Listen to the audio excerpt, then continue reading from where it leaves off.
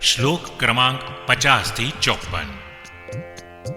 महामहोपाध्याय श्री यशो विजयजी विरचित वैराग्य कल्पलता ग्रंथना मंगलाचरणना आ श्लोको 5 तीर्थंकर प्रभुनी स्तुति रूपे प्रस्तुत छे, जेमा भगवान ऋषभदेव, भगवान शांतिनाथ, भगवान नेमिनाथ, भगवान पार्श्वनाथ अने भगवान महावीरनी स्तवना छे, जे महामांगलिक रूप छे। आ ग्रंथ काव्य शैली में निबद्ध छे।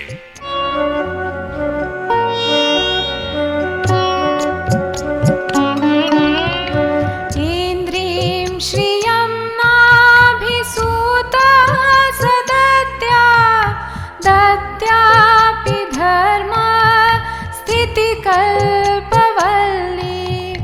येनोक्तपूर्वा त्रिजगज्जनानां नान्तरानन्द फलानि सूते नान्तरानन्द फलानि सूते।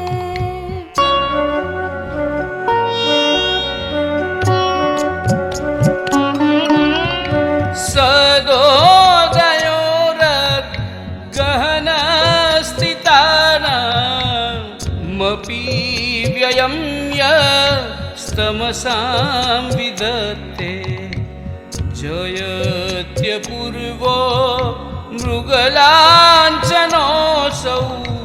श्रीशान्तिनाथः शुचिपक्षयुग्मः श्रीशान्तिनाथ शुचिपक्षयुग्मः।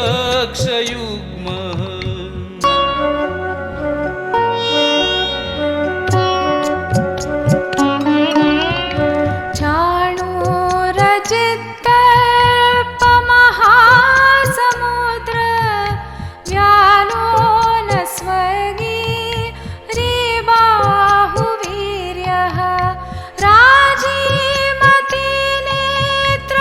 चकोरचन्द्र श्रीनेमिनाथः शिवतातिरस्तु श्रीनेमिनाथः शिवतातिरस्तु।